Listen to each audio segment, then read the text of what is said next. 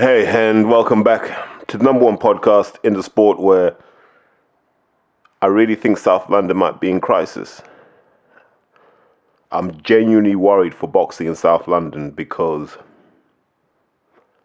the the amount of activity in South London is not being mirrored in the number of titles that we hold.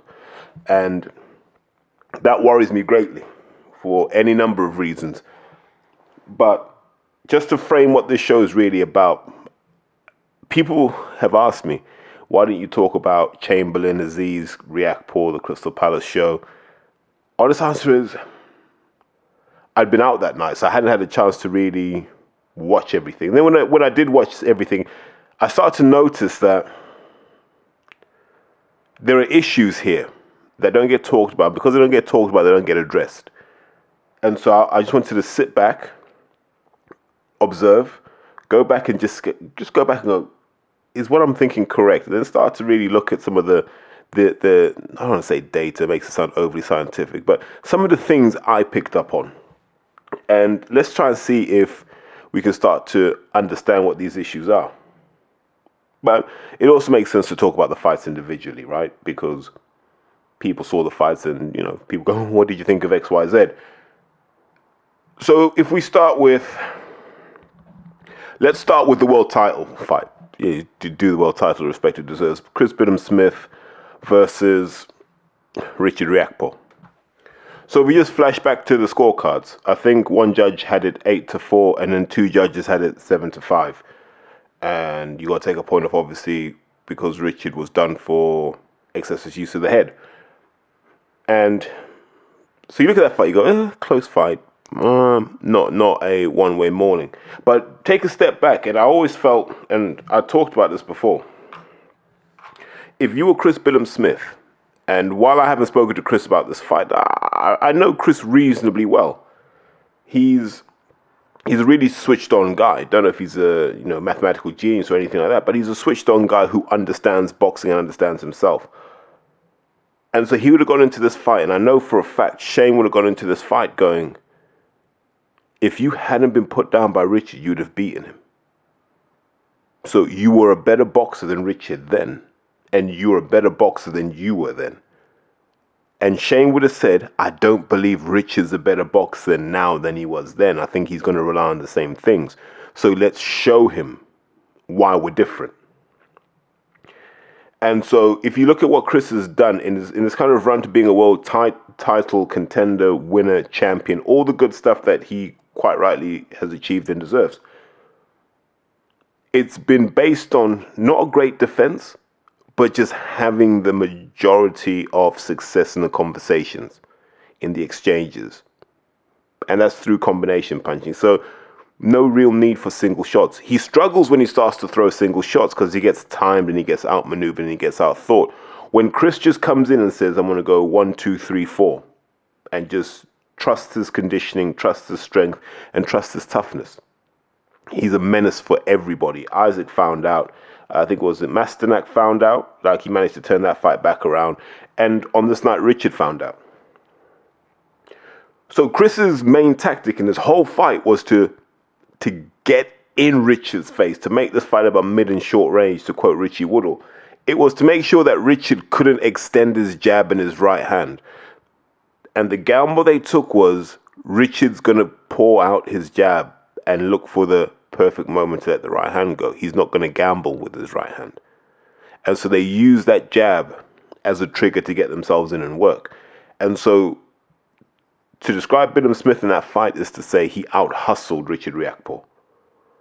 Because, and you saw it latterly in the fight, when Richard started to find a bit of range and when Richard started to gamble a bit and go, I'm just going to let my hands go. Some of the shots he was hitting Chris with, knocking mouthpieces out, really crushing him.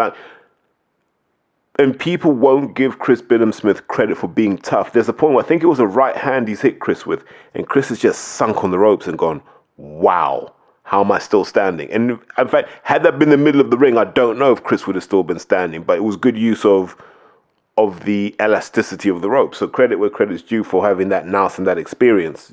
I think training with Lawrence probably helped in that sense. So Chris has done that. Chris has just gambled, and I think him being a world champion has given him that confidence where he backs what he's about and he backs what he's capable of. And you saw that. You know, if we flip it round to Richard, the thing with Richard is Richard can hurt you with both hands. Richard can hurt you with every single punch he throws. But when he fights, it's like he doesn't believe he can. If I had Richard Riakporhe's power, I wouldn't be trying to be a master boxer. I wouldn't try to be the Chicolato boxer, whatever it is when he went out to Cuba to learn all that stuff that for him is totally irrelevant. Because you're never going to go to a Richard Riakporhe fight for a boxing masterclass. You're going to see someone get put down. And Richard Riakporhe is a young man from the Aylesbury estate. He's been putting people down. He didn't need boxing to validate that. And so I found his approach odd. Here's a guy in Bidden Smith you've put down before. And you could have just said, look, if I throw 5 or 6 punches, I'm going to catch him. And he can't take many of those, surely. But I come back to Boxing 101. Boxers will always reflect their trainers. How your trainer is how you're going to box. I don't see Angel Fernandez as a guy that loves confrontation. I don't see him as a guy who spiritually loves trench warfare. And I'm not saying this as a shot, just his character. Angel Fernandez is a nice guy who knows a ton of stuff about boxing.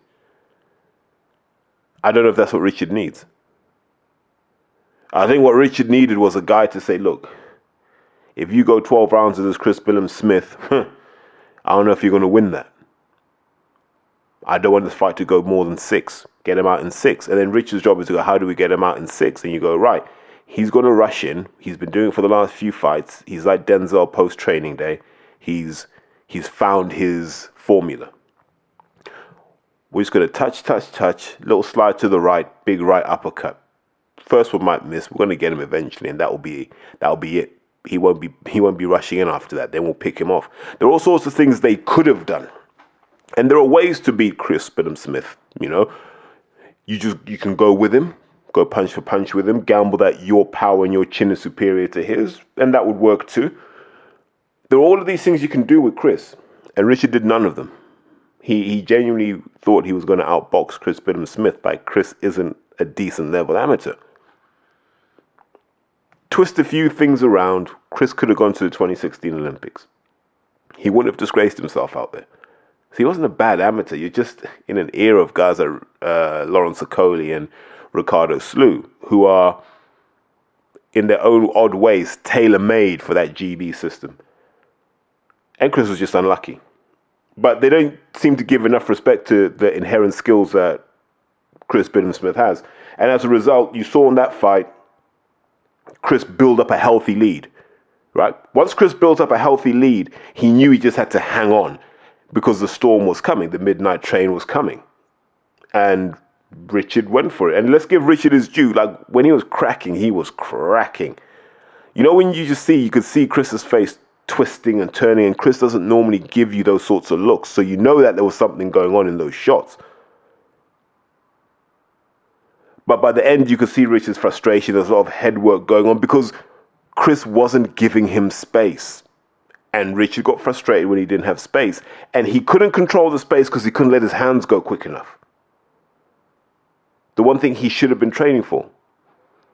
Just touch. As soon as you feel that jab touch anything, let the right hand go immediately. Bang, bang, bang, bang. And it would have been almost impossible for Chris to get past that shot because it's so strong. And these are small things, but this is Boxing 101. This is exactly what you'd expect a competent boxer fighting for a world title to be able to do. And in the event that that didn't work, you could go right, uppercut, hook. You could flip it around. And I don't feel, whether it's a training thing or Richard doesn't want to, I don't know what it is. But we didn't get that. And because we didn't get that, Chris Billam-Smith had an easier night of it than he would have thought. Like, he didn't have to come through hell to win that. And he won comfortably. He looked comfortable when he won that, and credit to him. In terms of where he goes next, I just don't see Sky looking past Jack Massey at the moment in terms of who Chris Billam-Smith fights next. If they are, then they're foolish as hell. But let's talk about Jack later. Let's talk about this situation. we have to start wondering how far Richard's really come in his 18 or 19 fights. Because the Richard I used to see at Miguel's, the Richard I used to see on the circuit, isn't that much different from the Richard now. Tall guy with long arms who can just crack, and he relies on that. But if he doesn't see the perfect picture, he doesn't throw the shot. He's not a guy who backs his power like he should, because if he did that, he'd be impossible to defeat. But look, those guys will go back to the drawing board, and hopefully there'll be a realization that needs to do a bit more in order to really be that world title level guy. And activity is important. Being in hard fights is important. I don't think he's done that recently. But, good luck to him. And as I said with Chris, I'm sure Joe G is going to be banging that door down now. So now I've got to talk about someone I'm pretty close to. I like to think I'm close to, and definitely got a lot of love for. And, I've watched his career for a long time, Dan Aziz. So Dan Aziz comes back from the Buatsi fight. Now, I've shared my views on it. It was an odd fight. That's not the Dan I recognize. That wasn't the Dan Aziz that fought Hosea Burton. Like, the Dan Aziz that fought Joshua Buatsi was a guy who felt comfortable, almost like he was like, I'm okay losing this fight. Josh is the guy they want, fine. And that hurt me. Like, watching that fight hurt me, because I was like, the Dan that fought Hosea Burton with the hunger and intensity and kind of self-belief he had that night would have given Buatsi more trouble. Probably could have put him down. But, these are all ifs, buts, and maybes. So he comes back from that fighting, I can't even say the guy's name, Hovoj Sepp. Now, let me be absolutely clear. If I was in a room with Dan Aziz and Ben Shalom had rung and said, we've got a fight for you, Dan, and it's against this guy, I'd have said no. I'd have said no. You can't put me in a comeback fight against this guy. And the logic's very simple. The guy that fought Dan Aziz, Sepp, boxed Chris Kongo's older brother, Obed Mboa-Kongo. He boxed Chris Kongo's brother. Listen to this. Chris was boxing as a junior back then. Chris Kongo was boxing in the schoolboys when Sepp fought his brother. Now work forward and go, how many years in the game is that? And that's when you're coming to prominence. That's not when you started boxing. That's when you came to prominence. That's when you got to fight internationally. 15, 16 years ago. And since then, he's fought the Cubans, De La Cruz. He's fought Beterbiev, didn't get put down or stopped by Beterbiev. He's been in with guys who can do a lot of damage, and he's acquitted himself well, but was probably limited. And it probably wasn't a technical thing, probably just too short for the weight that he was at.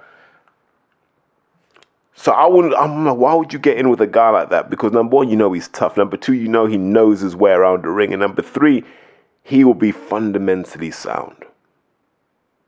So it's going to be a real fight.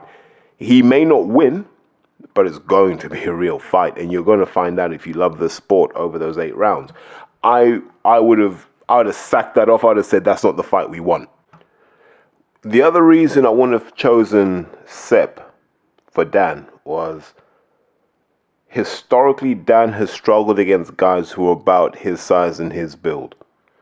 And every time I watched Sepp before the fight, and all the clips I could get of him, he gave me feelings of a kid called Dennis Kaufer. And a lot of you won't know who Dennis Kaufer is, but he was a Swedish light heavyweight. Decent kid. I think he breeds dogs now, though. But Dan fought him in the Haringey.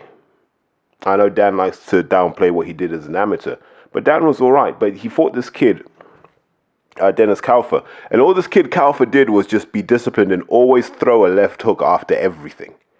And he kept catching Dan with it. And Dan was getting frustrated because he couldn't understand what was happening. Why am I getting hit with this shot every time? And you could see Dan was getting frustrated. And as he got more frustrated, his form and his structure fell apart. And so I've always kind of worried when the guys are a bit like Dan, combination punching, stocky guys. Because that guy, Dennis Kaufer, then goes into the final, puts a beating on a kid called Bryce Goodridge. Bryce Goodridge, being tall and rangy, just found the shot. Bam! Put him over. Fight done. So for me, Sepp was all wrong for Dan Aziz. It wasn't really the fight that he needed. But baptism of fire, return to you come back to the trenches the hard way. I can admire that too. So if Dan knew all of these things in his heart and said, I'll still fight him, massive respect, because that's balls of steel. In terms of managing a career, I might have picked someone like Luke Keeler. I'd have just gone over to Ireland, found someone like a Luke Keeler and said, mate, do you fancy coming over, do an 8-rounder? If it doesn't work out for you, we'll put you on another show. We'll give you Ben Whittaker afterwards or something like that, right? Because, yeah, Sepp's a menace. But what do they call that fight? That fight was declared a draw, wasn't it? So Dan got that draw. So it's a loss and a draw on his record. But I thought the draw was the fair fight. Now, I've had debates with this in the gym, and people are telling me they thought Dan won handily. And then my argument is on what basis? Because that fight, I can summarize that fight, it was this. It was Dan's constant work over the 8 rounds. And if you look at his punch output over the 8 rounds, it's broadly consistent because he was able to do the same things every round, right? So there was Dan's consistent work and graft and chipping away, because I know those shots were having an effect. Those little uppercuts in the side, the body work was having an effect. He was chipping away for sure. Versus what Sepp was doing, when Sepp had his moment, he let it go. Bam, bam, bam, bam, bam, bam, bam. Took a breather, had some space, had to hold a few shots himself. Then he'd come back in and work again. So that they broadly delivered the same punch output to within 10% of each other. The difference was how it was. Like Dan's was like a constant stream of work. Whereas, and we'll come on to this in the Isaac versus Jack fight. Whereas Sepp's work was clusters. It was all clustered. And the thing about that kind of work is the judges give it more credit because it's more memorable. If you throw a backhand left hook into another backhand and all 3 land, you're like, wow. You're almost going to ignore the fact that Dan's just ripped this guy with 5 body shots in a row because you just saw that, and then the guy clusters up again. And I felt that the advice coming back from the corner in terms of Buddy McGirt was right. Don't let this guy get close, because when he gets close, that's when he does all that work. And Dan didn't want to let the 1-2 go. And then on the inside, he didn't want to move his head. Like Sepp just knew if he let the left hook go, he'd land. And it was giving me the Dennis Kaufer vibe. I said, oh no, not again. Not again. But Dan showed character. And if you watch that fight back, you can see that Dan's like distressed. Not because he's getting hurt in there, but he's distressed because he's like, what's going on here? 1 minute he's doing nothing, the next minute there's 3 shots. And I was thinking that's what Dan should be doing. The Dan that fought Hosea Burton punched in combinations. That's what broke Hosea's spirit, was the fact that these combinations were coming, and Hosea couldn't set his feet to box in that cultured way that he likes to do. Dan dragged him into that war, and I felt Sepp dragged Dan into a war. And then once Dan got there, he didn't want to fight fire with fire. If Dan had doubled up on his left hooks, bang, bang, if he'd gone double left hook, right uppercut, straight, right, whatever, he could have done anything to the Sepp guy, and the Sepp guy was open to getting hit once he started letting his hands go. And I was watching it, and I was like, where's Dan's head at? And I wish I knew. I don't know the answer to that. Only Dan can answer that. But the Dan Aziz that fought Hosea Burton would have done a lot more damage to Hrvoje Sepp. And that's not disrespecting who Sepp is in the game, because we have to respect that. If Sepp was brought in as a benchmark opponent between Dan and Ben Whittaker, if I'm in Ben Whittaker's team, I'm not taking that fight. I'm like, why am I taking that fight? I might get a points win, but nah, I'm not about to put mileage on my body at this stage of my career for no money. And Sepp will put mileage on Ben Whittaker's career. Not to say he will win, but he will put mileage on there. So I'm watching Dan, and what I liked about Dan was he held himself together. And that's probably the big learning from the Buatsi fight. He held himself together, he held his form together. Because in the second half of the fight, Sepp couldn't maintain what he started. right? And so as Dan's punch output remained consistent, maybe started to sort of increase. Towards the end of the fight, Seb's punch output's down by 25%. So that intimidation factor he had with the high work rate and the combinations is gone now. Fewer and fewer clusters, and in those clusters, the shot count's down.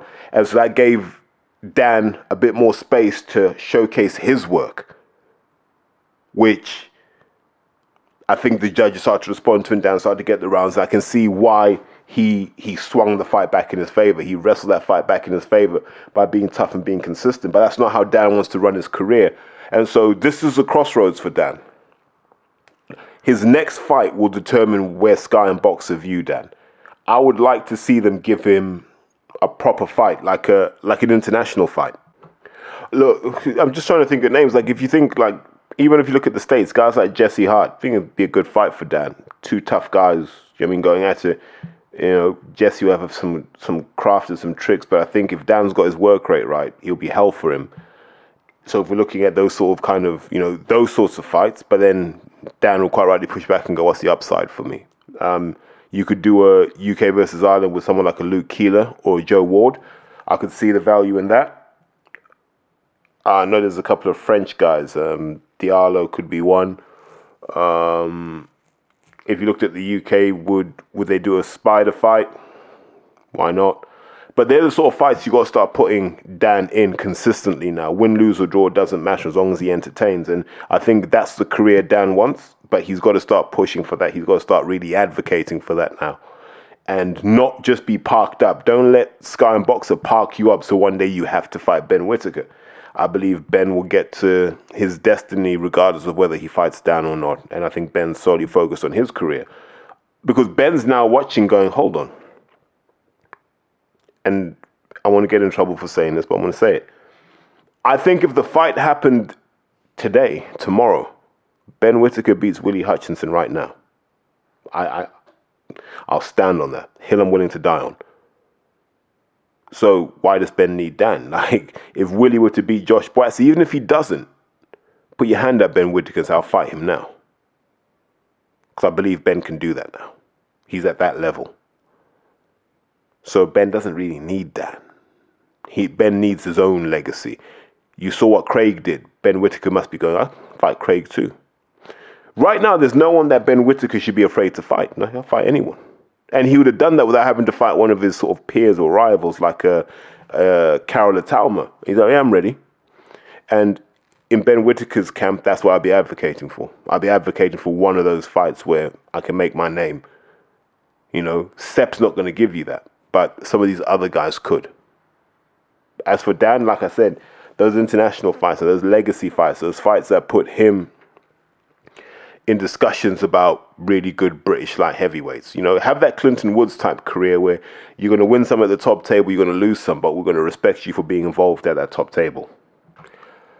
Before we get to Chamberlain Massey, because obviously from there I'm going to flow into everything else that matters, I just want to touch on Ben Whittaker and why people give Ben a hard time. I think my attitude with Ben is he's fighting people now who don't want to get put on the highlight reel.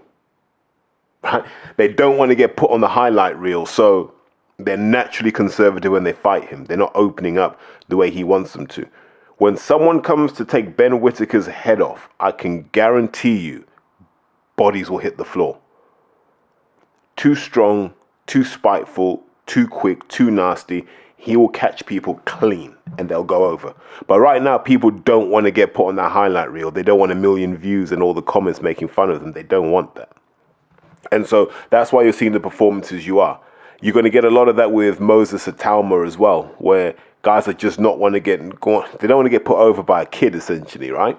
And so they'll come in ultra conservative. And, you then have to ask yourself, do I need to go through the risk and the pain and all of this stuff and taking unnecessary shots just to start taking guys out? The answer is not yet.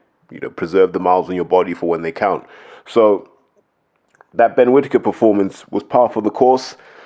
But if you want to protect your brand, this is kind of the point where you need guys who are going to come and take him on. And hopefully Ben Shalom is on top of that. And we will see. But I stand on this. He could fight Willie Hutchinson next and beat him. stand on that. And that's not me downplaying how good Willie Hutchinson is. He's a skillful guy who can actually box. But there are levels to this, and Ben Whittaker's a completely different level. But let's talk about the fight that was, like, in terms of being emotionally invested. This is probably the one, right? Because on one side you got Isaac Chamberlain, a guy who I've watched from Miguel's. You're talking 15 years. I've had my eye on Isaac, and big things and great things have been expected of Isaac for the longest, because he's always been a dedicated trainer, a hard trainer, and a guy who's never been afraid to put himself in harm's way. He's never been afraid to take a risk in order to grow and develop, and you've got to admire that. You also have to admire his consistency. Like, you never see him out of shape, always ready to go. And that's admirable, because this is a hard sport, and he was able to maintain his weight, his focus, and his training, even at the greatest point of uncertainty in his career. He never let anything deviate and pull him off his path. And you have to respect that in a man. It's very, very hard to live your purpose, and he managed to do that. He still does that. And then on the other side, you've got Jack Massey, a guy I've known about since 2009. My friend Tomo put me onto him early, because I think his old man, God rest his soul, trained Jack. So that's how I know Tomo. Well, that's how I know Jack, sorry. I knew Tomo because we worked together. And so I'm like, oh, yeah, it's Jack Massey, whatever. Then you started to hear about Jack Massey. At this time when Ricardo Slew was on his way to, competing and winning ABA titles, then you start to hear about this Jack Massey guy. You're like, oh, Tomo wasn't lying then. So I've always had my eye on Jack. And I've always felt his career is everything you don't do in boxing, right? And sometimes you can look at decisions that someone makes individually and they all seem really sensible at the time. But when you add them together, they give you a career like Jack's, where he's never had a chance to fulfill his potential. Like, I'd argue him fighting Chamberlain is probably the time where he announced himself as a professional, and he'd have been 30, 31. So I've had my eye on Jack, and obviously Jack's trained by Joe, a man I've got a lot of time and respect for, a man I get along well with. So I'm watching this and I'm like, cool, let's observe. And so when I look at the fight, even like before the fight, I genuinely thought it was going to be Chambo's work rate against Massey's physicality. That's what I thought it was going to be. Like if you were just going to reduce it down to 1 point on each side. But then I also know what Joe's like. And Joe might just flip the script and go, all right, let's try something different. Or Joe might have seen something in Isaac where he was like, no, I got a little something going. So as I'm watching the fight, I'm trying to put myself in Joe's shoes. Like, well, what's Joe seeing here? Or what has Joe seen for Jack to be doing what he's doing? So the odd thing in the fight is that Jack outworked Isaac. I didn't expect that. I honestly didn't expect Jack to be throwing 20% more shots than Isaac. I'm baffled by that, because that's not normally Jack's style. But what was interesting was, if you look at what I call positions of opportunity, so how many times do you put yourself in position to actually do what you need to do? I don't think there was any difference. Isaac might have been in position more times than Jack was, right? But the difference was Jack was able to cluster his work. Until the second half of the fight, Isaac wasn't. And that was the difference. It wasn't about creating the opportunities. It was, what did you do when the opportunities presented themselves to you? And what Isaac did was stay on his jab. What Jack did, Jack went, I'm going to let my hands go. And I've used this expression before in terms of Richard Riakporhe. It's almost like Isaac was looking for the perfect opening to let his backhand go. And Jack just wasn't giving it to him. And here's where I've got to give Joe credit. He forced me to look at Jack differently. Because listen, I thought Jack was a bit of a clodhopper as a boxer. Northern, 2 hands up, stomp forward, throw 1-2s all day, every day. I thought that was Jack Massey. And then I saw him moving and grooving and sliding. I'm like, huh? Head movement, slipping in, slipping out, making shots miss. I'm like, who's this? And that's what Jack was doing. And so it made it very hard for Isaac to see the perfect picture. He needed to let 3 and 4 shots go. Now, here's where it flips round. Like, if you look at what Jack Massey did, Jack just said, I want to hit him. If it connects, it connects. But, you know what I mean? Let me play the lottery. And he played the lottery. And there were times he was connecting. We can't pretend he wasn't connecting. He was connecting. But in Isaac, you're fighting maybe one of the toughest men in boxing. One of the toughest men in boxing. And, you know, you don't get a lot of purchase out of those shots. And so it surprised me that Isaac didn't take more risks and actually just attack Jack Massey with 3 and 4 shot combinations. Because that was the route to Jack, in my opinion. Like, if you don't have Riakporhe type power, you're not going to put him down twice to build up a lead on the scorecards. He's just not going to do that. So what you're going to have to do is outwork him and make it hard for him to let his shots go. But Jack knew if he just went backhand, left hook, or whatever, he could just let him go. And Isaac wasn't really going to move because Isaac's a warrior. He doesn't want to move when he doesn't want to. Do you know what I mean? And he doesn't want to be seen to be running or anything like that. So Isaac will always give you that war if you want it. And so I thought in the first half of the fight, Isaac hadn't sussed out that Jack was just clustering him, you know, and nicking some of these rounds 10-9, whatever, right? Because Jack would let three or four shots go and Isaac would let one go. And I could see that in Isaac's head, he's like, I'm not in any distress here. This is cool. And Isaac would just hand him on that jab. And that jab was impressive, by the way. That's one of the best jabs I've seen in a British ring in a long, long time. And if you go back to the Mikel Lawal fight, you saw a lot of that in the Mikel Lawal fight. The difference is Mikel Lawal's not Jack Massey, not by a long shot. Like Jack's seen that. You know, Jack's seen that, and so he's not really like, yeah, you got a good jab, cool. I got 4 shots, jab your way out of that. And there was a lot of that. You know, Jack boxed like it was his time. Jack boxed like he knew if he had lost that, it's back to the Victoria Warehouse. It's back to the White's Hotel in Bolton. I mean, at best, you might get onto Channel 5.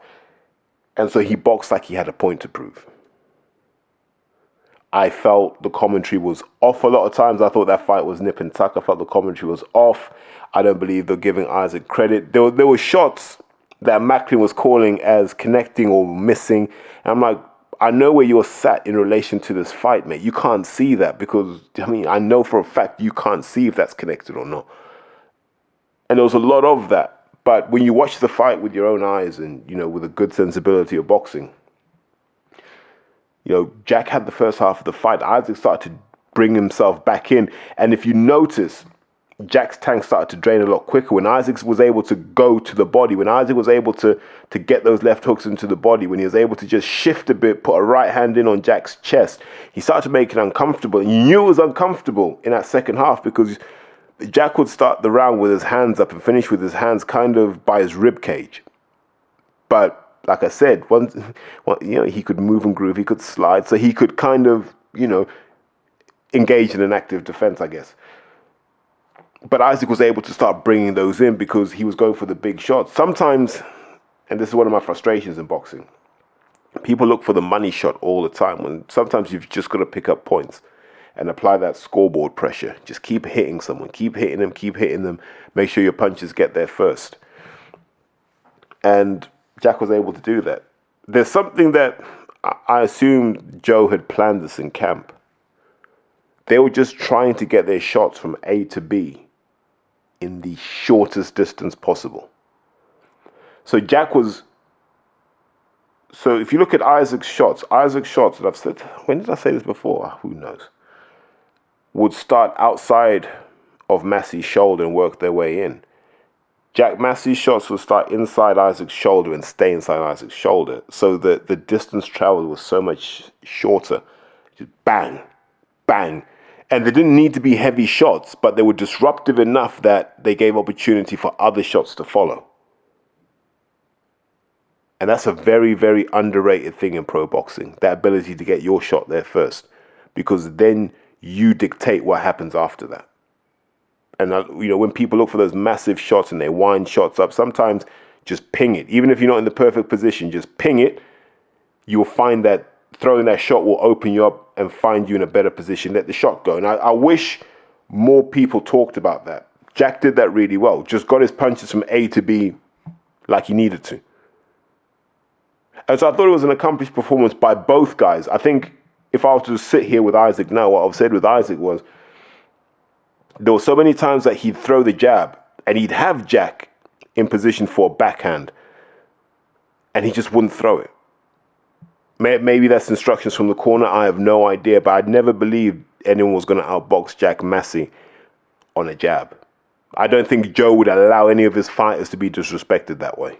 So they had to have come up with a plan B. And for me, that plan B would have just been, you know what I mean? Even if you just tap a 1-2 to the head, rip the hooks to the body, then come up with an uppercut, finish off on the jab, move off, do the same again. Keep doing that to him until it becomes trench warfare, which it would invariably become because those are two guys who love a bit of trench warfare.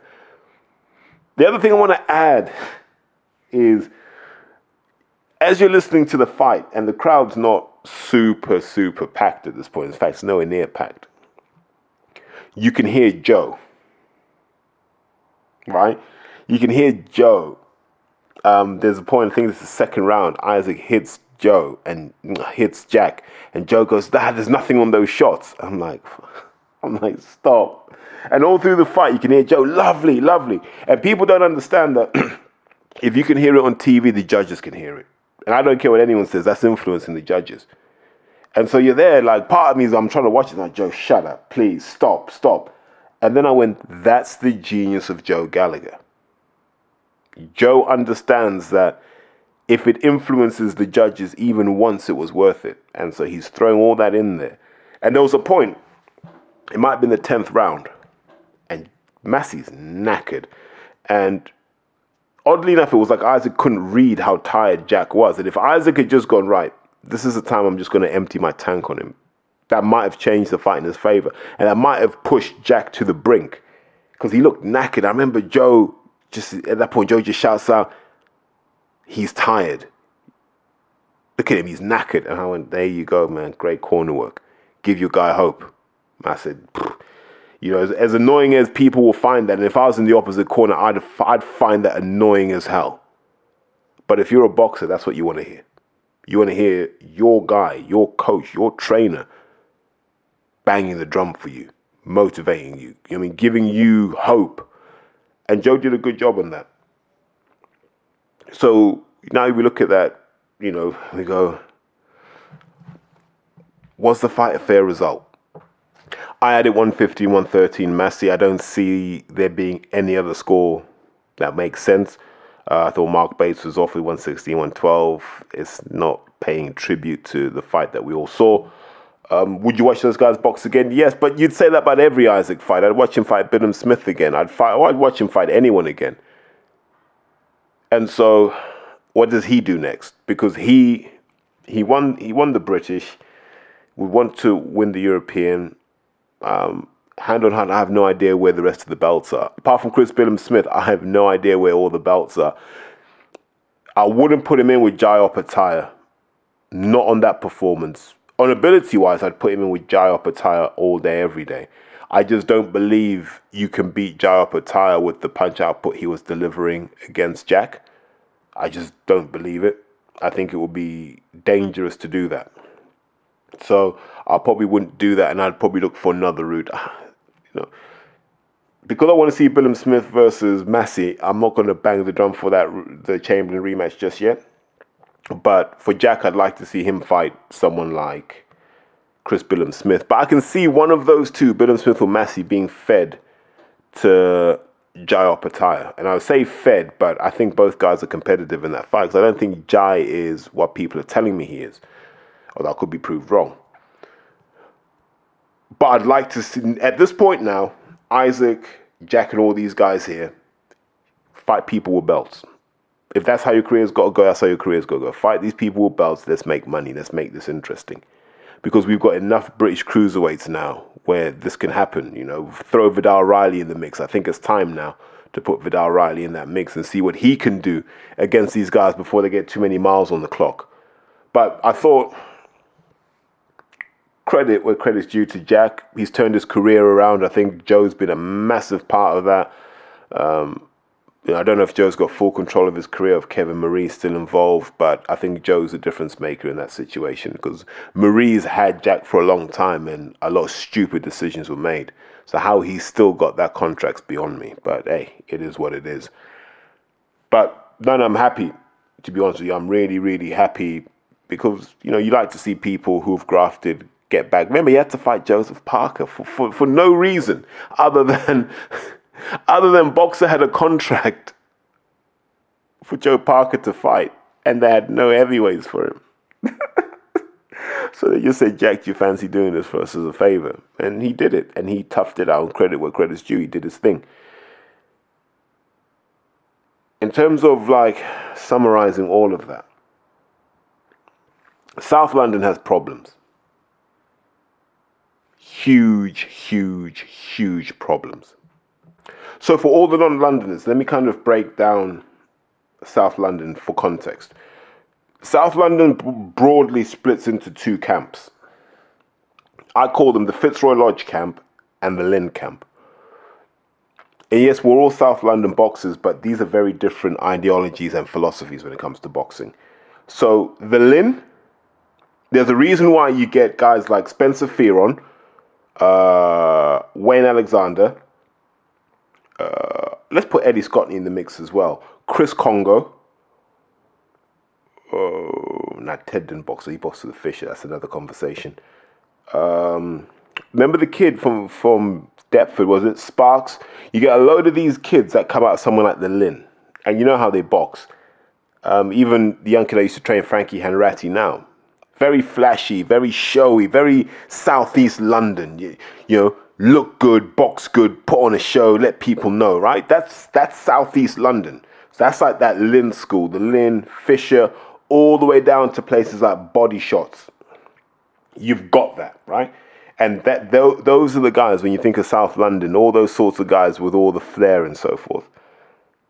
And then you go to Fitzroy Lodge, and you go down that line. And in that camp, you've got clubs like the Lodge, Earlsfield, etc., right? And you look at who comes out of there. Almost opposites, right? So you get guys like Johnny Harris, actor, Jack Rowan, actor, coming out the Lodge, David Hay, actor. All these guys that come out, I don't want to say clean cut, but the expression you use for a lot of these guys is suave, bit of sophistication and a bit of nous. Same with Earlsfield, like nice guys you could have a beer with. You know, guys like Joe Joyce. There's always something to them. And with very different flavors of boxing and very different flavors of character. It's why Dillian got rejected from Fitzroy Lodge, spent some time with the Lynn, went down to Miguel's. Because Miguel's is like the epicenter of that kind of Lynn/Southeast London school. So you've got this. And you look at those two different camps and you'd imagine that one of them would prevail at the national level. And when you look, apart from David Hay, we haven't really had a guy go over the top that's in that discussion of British boxing greats. We definitely haven't done it in the last 30 years, right? We haven't. And so I always wonder, why is that? What is it about South London? Because gyms are full. There are kids boxing everywhere in South London. There are kids fighting. You got the right kind of materials. You've got kids from every background, Albanians, Congolese, Nigerian, Nordic if you wanted, English, Irish, traveler. You got everything in terms of raw materials. And we never seem to bring people over the top. So, like I say to people, if you were to name your top 10 boxers of all time, and bear in mind, I mean Britain, right? You got guys like Carl Froch. I don't even know where he's from. They say Nottingham, but I don't even think he's from Nottingham. We'll say Nottinghamshire. Joe Calzaghe, Newbridge. Ricky Hatton, he might be from Salford. Who else was that? Clinton Woods, Sheffield. Naz, Sheffield. No, let's put someone in there that we should respect. Ricky Burns, Coatbridge. I don't even know where the hell Coatbridge is. Carl Frampton, Belfast. Even Scott Quigg, Bury. You see, as you go through this list, You're not finding many Londoners, but you'd imagine that you would, considering how London dominates a lot of the amateur scene. So what goes wrong? And you know, one of my theories is, I think up north people stick around. And I don't know why it is, but people stick around. Ricky Hatton still trains people. You can debate whether he's a good trainer or not, but he still trains people. Even after he's been all around the world. I look at someone like Joe G. Joe G can point to 30 years of graft behind what he does, right? Right, he can point to it. He's got pictures. You go to Sheffield, I can go to Chris Smedley's gym. Chris has a legacy. I can go to Rotherham, I can go to Caldwell's gym, I can go to Richard Towers' gym. I can go to Ryan Rose's gym, not far from the Wicker, not far from Kelham Island, all them sort of places, right, in Sheffield. I can go to his gym. Obviously, you can go and see Dom Ingle up at St. Thomas's or the Ingle gym. You can go that way. These are all guys that are tenured in the sport. Tenured. So when you're turning over in Sheffield, and I didn't even mention Glyn Rose at Sheffield Boxing Centre, Grant Smith at Steel City, all tenured people in boxing. Tenured. Guys who have spent so long in boxing, they know what works and what doesn't work. I'm not sure if guys like Stevie Foster Jr. and Stevie Foster Sr. are involved. You know, I don't even know if Shannon's exists anymore. I don't know, right? But you go to Leeds, you got Nick Manners and his brother, they got gyms.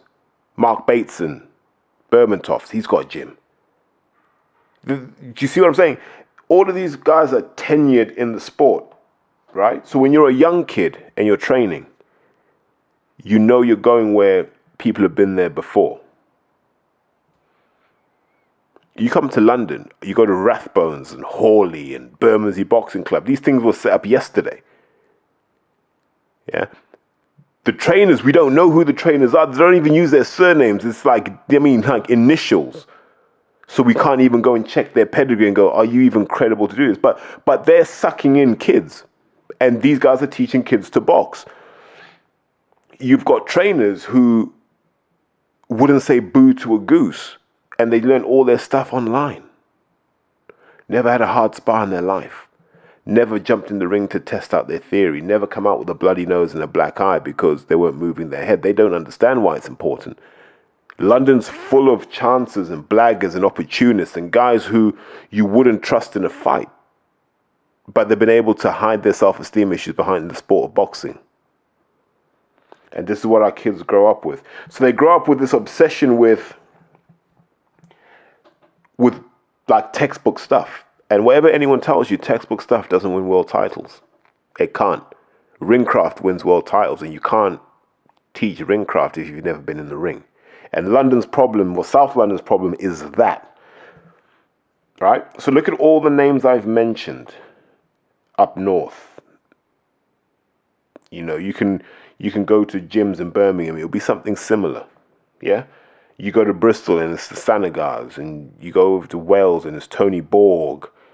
Gavin Rees is doing his thing now. Lee Selby's doing his thing now. Yeah? All of this stuff's happening. You go down to Brighton and it's Scott Welch. He's doing his thing down there. All people who are tenured. So if you look at Southeast London and you go, who are the guys who are tenured? Guys like Spencer Fearon. He hasn't trained anybody. Wayne Alexander doesn't train anybody. Danny Williams doesn't train anybody. David Hay doesn't train anybody. Anthony Small doesn't train anybody, luckily. I can go through the whole list. They don't come back. So it's always a new bunch of people teaching our kids. And so South London, especially Southeast London, gets really poor boxing educators. And then when they turn pro, who's got the gyms? People we've never heard of. Guys we've never heard of. Guys who own, like, I don't even know, own a motor dealership and had a few quid. Do you know what I mean? So decided to set up a gym. I look at the lodge and I go, right, you know, we've tried our best. So I train amateurs. Simon Rose trains amateurs. Linton trains at the lodge. Reigate trains at the lodge. Danny Davis trains down at the TA. Martin Welsh trains down at Swanley. You got Adam Martin. You got Mick Guilfoyle. You've got Roy Connor. You've got Nigel Travis. You got Eddie Lamb. I'm sure guys like Manus Barber are doing stuff on the side as well. You got a load of guys like that came out of one kind of school, and we spread out. We did it, but I can't see it anywhere else. Everyone else has kind of either disappeared or just they're doing something else in boxing. So the knowledge transfer in Southeast London is pretty terrible. Why isn't Richard Riakporhe trained by a Southeast Londoner? Why isn't he? Why isn't Dan Aziz trained by a Southeast Londoner? Do you see what I'm saying? Like, we should have our versions of Ryan Rose, and we should have our versions of Glyn Rose, and we should have our versions of Joe Gallagher in London. We don't have them. And I know people say, what about the Bowers lot? But that's not South London. Denzel shouldn't have to traipse across the country, the city, I should say. He shouldn't have to do that. But we have a horrible knowledge transfer. And because of that, Southeast London style never evolves, right? You're either kind of bread and butter, which is Southwest London, stand tall, be skinny at the weight, box nice and long, keep it long, which will win you ABA titles for the record. You will win. Clubs will win loads of medals doing that. But you're going to get smoked in the pros because you're dealing with people who don't care about any of that. So that's one side of South London. The other side of South London is you have all that flair, all that pizzazz, yeah, and not know what to do with it when you go pro. That's the rot. And so as these guys leave the sport and go and do other things, go into the media, go and do just whatever they go and do, go and get jobs, work on the underground, whatever. Who replaces them? These personal trainers. They replace them. Personal trainers, ex-powerlifters, ex-track and field athletes come into the sport because as much as they love boxing, they think they've watched enough boxing, they understand how it works. Never had their nose broken. Never had their jaw tapped. Never. For all of those guys that come in off, these third space guys, third space, Buddha Box, BXI, these sorts of people who now claim to know about boxing. Why aren't they hunting down Javan Young and saying, look, Javan, Pan American Games bronze medalist, fought in the World Championships, could have been an Olympian, just a bit unlucky. We need your knowledge and wisdom. Why is that not happening? Why doesn't James DeGale do more in the sport? Why doesn't George do more? I know George spars a Dale Youth every so often, but look at all the knowledge that doesn't get transferred because we don't see these guys. But up north you do.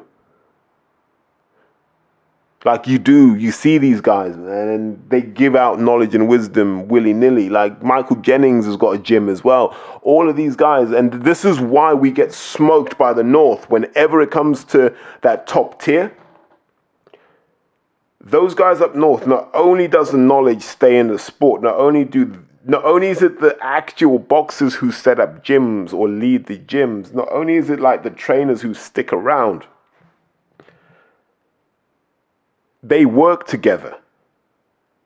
Hey, I got a lad this weight here. Who have you got? Yeah, let's get some sparring sorted. Yeah, we'll be over next week. Yeah. You go up to sort of York way and you got Henry Wharton doing his thing. You got Legions. You got all of these things happening up there. We don't have any of that in London. This is why. And then there's a big structural thing, which is there are so many gyms and so many trainers in London, the talent pool's diluted. Yeah. The talent pool's diluted, so nothing happens. This is why very early on I took Courtney and John Pilata and I said, right, we're going to go and hang out with David Haye and anyone else who's a pro heavyweight because we need to get this knowledge in now. It may not be here in 5 or 10 years' time.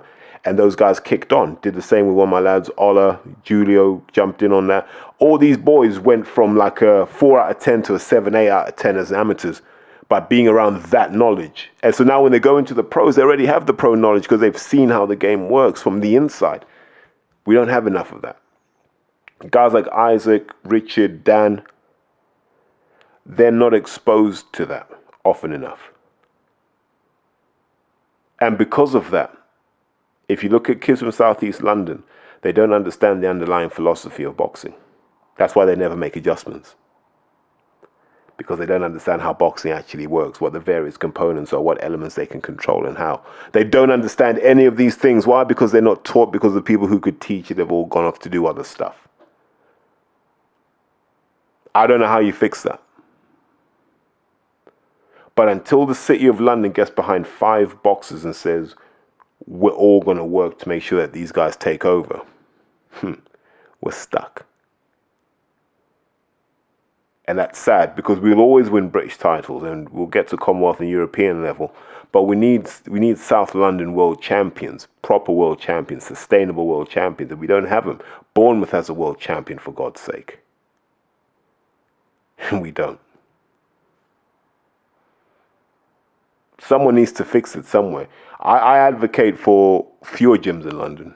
I'd shut 40% of gyms in London and let all those kids who now don't have a home find other gyms. And you find the standard goes through the roof. But that's just my opinion. And on that note, I'm going to tap out, because I didn't think I was going to talk for this long. But hopefully you enjoyed this episode. A bit different to what we normally do, but, you know, we had to go there. And on that, I say, listen, take care and speak to you guys soon. Porky's Corner is proud to be sponsored by Spartan Site Solutions. They are specialists in civil engineering and demolition contracts for the construction industry. Interested parties should visit their website or contact Porky's Corner for a referral at porkycorner@mail.com.